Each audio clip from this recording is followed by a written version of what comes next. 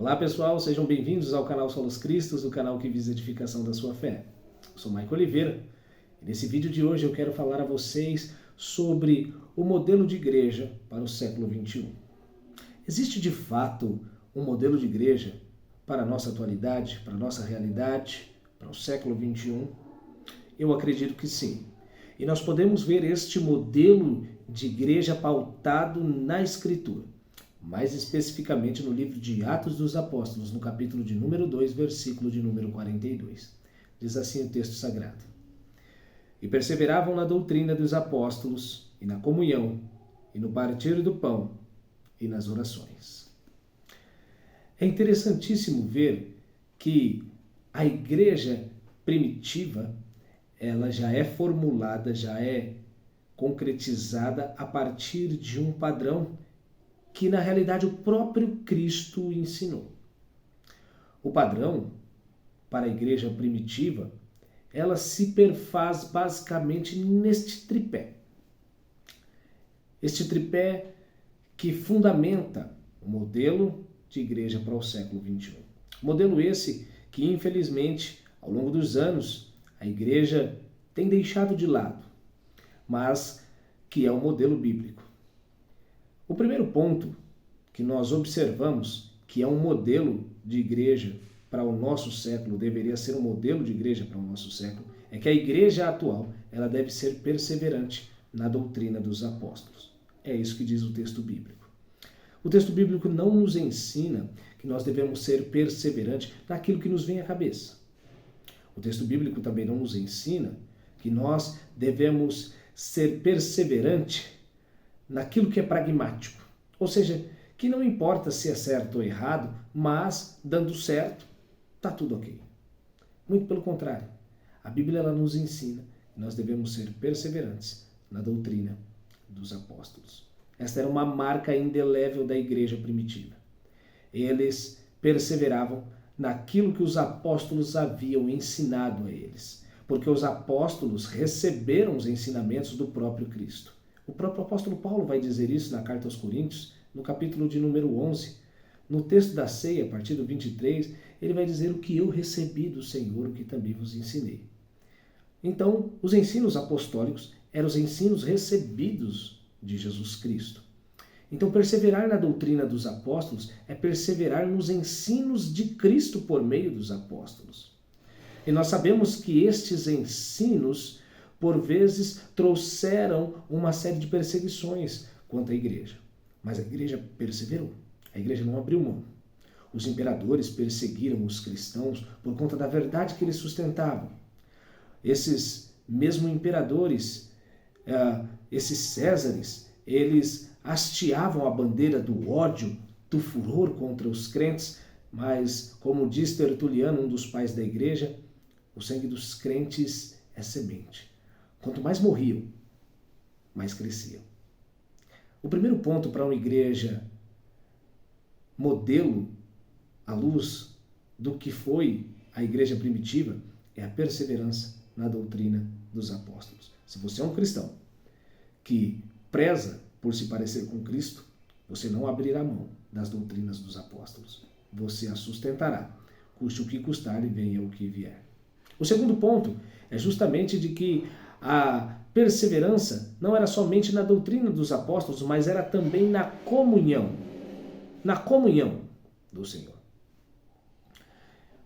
Esta comunhão, a expressão grega é koinonia, é uma comunhão íntima, uma comunhão profunda, uma comunhão intensa, tanto de uns para com os outros, como do grupo para com Deus.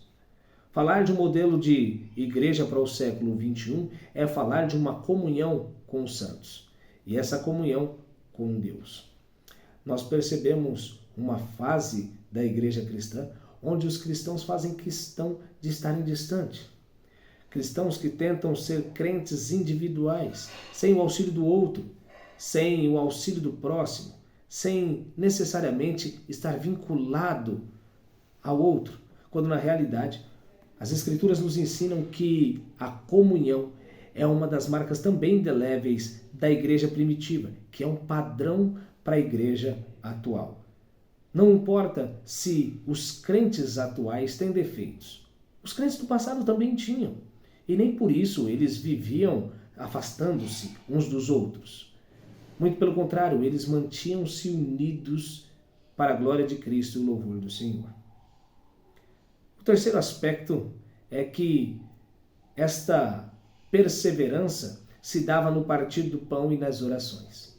Alguns teólogos enxergam nessa expressão partir do pão a ceia do Senhor, que ocorria normalmente nas festas do ágape, aquela festa do amor, onde os cristãos se reuniam de uma maneira fantástica para poder se alimentarem em comunhão, não é? Gozando da presença um do outro, bem como também participar da mesa do Senhor, que era a ceia realizada no final da refeição. Aquela ceia onde está posto o pão, que é símbolo do corpo, e o vinho ou suco de uva, que é símbolo do sangue. A grande realidade é que este modelo de igreja, ele perfaz também a perspectiva sacramental da ceia do Senhor. Sabe por quê? Porque este, tal como o batismo, é um sacramento por meio do qual Deus dispensa bênçãos sobre a sua igreja, sobre o seu povo. É por isso que a igreja primitiva, ela perseverava não só na doutrina dos apóstolos, não apenas na comunhão, mas também no partir do pão e nas orações. Nós podemos dizer que eles perseveravam na doutrina porque era um aspecto intelectual e precisavam aprender também do Senhor. Eles perseveravam na comunhão, que era o tato de uns com os outros e dos outros todos com Deus. E também ele perseverava E também eles perseveravam no partir do pão e nas orações. Sabe por quê? Porque esse perfaz o todo espiritual do crente. Note que esse tripé está unido por meio do partir do pão e das orações. Uma igreja bíblica, uma igreja verdadeira, ela não despreza o sacramento. Ela não despreza a ceia do Senhor. Muito pelo contrário. Ela procura vivenciá-la, porque é o meio pelo qual Deus dispensa a bênção sobre o seu povo. Queridos, que nós possamos viver um modelo de igreja padrão para o século XXI. Um modelo de igreja bíblico que o Senhor Jesus ordenou por meio dos seus santos apóstolos e profetas. E assim, nós juntos glorifiquemos o nome do nosso Deus.